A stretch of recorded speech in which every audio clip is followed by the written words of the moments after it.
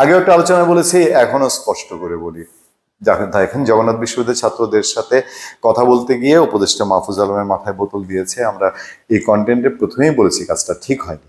তবে মাহফুজ আলমের উচিত ছিল ওই ছেলেকে এমনিতেই মাফ করে দেয়া, তাকে খুঁজে টুজে বের করে আবার এটাকে একটা যে আমরা ক্ষমতায় আছি এই কাজ করবেন কি করবেন না।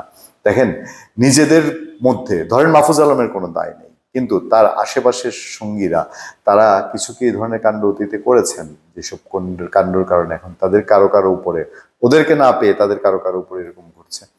যাই হোক, কেন এই প্রসঙ্গে যাচ্ছি, মাহফুজ আলমের উপর যে ছেলেটা বোতল ফেলেছিল তাকে ধরা হয়েছে, তাকে ডিবিতে নেওয়া হয়েছে এবং সেই ছেলেকে পরে পরিবারের কাছে হস্তান্তর করা হয়েছে। এটা খুবই একটা বুদ্ধিমানের কাজ হয়েছে, আর নাহলে জগন্নাথ বিশ্ববিদ্যালয়ের ছাত্ররা খেপে যেত, দাবি মেনে নিলেও যে খেপে যেত, কারণ ছাত্ররা এই বোতল কাণ্ডের পক্ষে অবস্থান নিয়েছে। আন্দোলনকারীরা তারা গিলটিও ফিল করছেন, তারা এতটা ক্ষুব্ধ হয়েছিল কারণ তাদের উপরে পুলিশ অ্যাটাক করেছে, তাদের শিক্ষকদের উপর পুলিশ অ্যাটাক করেছে।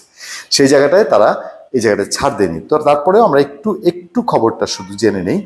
আপনারা জেনেছেন এর মধ্যে কেউ কেউ তথ্য উপদেষ্টা মাহফুজ আলমের উপর পানির বোতল নিক্ষেপের ঘটনায় একজনকে আটক করেছে ডিবি পুলিশ। গোয়েন্দা কর্মকর্তারা জানিয়েছেন আটক ব্যক্তি জগন্নাথ বিশ্ববিদ্যালয়ের প্রথম বর্ষের একজন শিক্ষার্থী। ঘটনার ভিডিও ফুটেজ বিশ্লেষণ করে তাকে আটক করা হয়।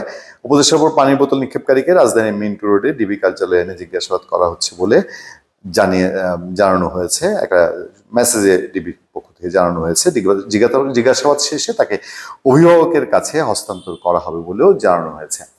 গুড, এটা গুড, এবং পুলিশের কাজ করবে, এটাই স্বাভাবিক। তবে আমি যেটা আবারও রিপিট করি যে মাহফুজ আলম এখানে উদারতার পরিচয় দিতে পারতেন, তিনি নিজেই বিষয়টা সুরাহা করে ফেলতে পারতেন, তাহলে তারা যেই নতুন রাজনীতির ধারণার কথা বলেন সেইটা প্রতিষ্ঠিত হতে পারত। এ বিষয়ে জানতে চাইলে ডিএমপির পিআরও থেকে, পাবলিক রিলেশন অফিস থেকে বলা হচ্ছে আটক ব্যক্তিকে তার পরিবারের জিম্মায় ছেড়ে দেওয়া হয়েছে। জগন্নাথ বিশ্ববিদ্যালয়ের সোর্সে বলছে আটক এই শিক্ষার্থী আগে পুরান ঢাকার কবি নজরুল সরকারি কলেজে পড়তেন। গতকাল থেকে তার সঙ্গে যোগাযোগ করা সম্ভব হচ্ছে না বলে জানা গিয়েছিল। কয়েকটি দাবিতে আন্দোলন করছেন জগন্নাথ বিশ্ববিদ্যালয়ের ছাত্ররা এবং তারা বিজয়ী হয়েছে বলা যায়। জগন্নাথ বিশ্ববিদ্যালয়ের ছাত্রদের দাবি এবং শিক্ষকদের দাবি সরকার মেনে নিতে বাধ্য হয়েছে। এবার দেখেন, এই ঘটনার পেছনে রাজনীতি করার একটা সুযোগ তৈরি হয়েছিল। সোশ্যাল মিডিয়া যারা ফলো করেন তারা দেখবেন এই ছেলে আগে ছাত্রলীগ করতো কিনা, এই ছেলে ছাত্রলীগের সঙ্গে জড়িত ছিল কিনা, তাকে কোনোভাবে এখানে আনা যায় কিনা। এবং এই ঘটনাটা ধরে বিএনপি নেতা শহীদুদ্দিন চৌধুরী এনি কথা বলেছেন।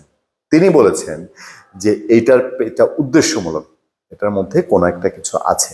আমরাও কিন্তু কয়েকটি আলোচনায় এটা তুলেছি যে এই যে মাহফুজ আলম, তিনি এখন একটা তোপের মুখে আছেন। নিজেও পোস্টে বলছেন যে তিনি একটি দলের বিরুদ্ধে যখন কথা বলছেন তারা তাকে নানানভাবে হুমকি দিচ্ছে। আপনারা জানেন যে জামাতে ইসলামের বিরুদ্ধে কথা বলছেন মাহফুজ আলম, পাকিস্তান পন্থার বিরুদ্ধে কথা বলছেন, সেই জায়গায় তাকে টার্গেট করা হয়েছে।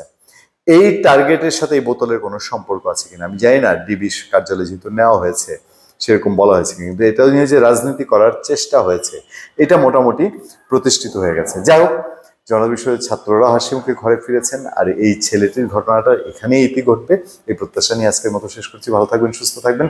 সত্য, করুণা এবং সহনশীলতার সাথে আপনার সাথে আতিক রহমান পূর্ণিয়া।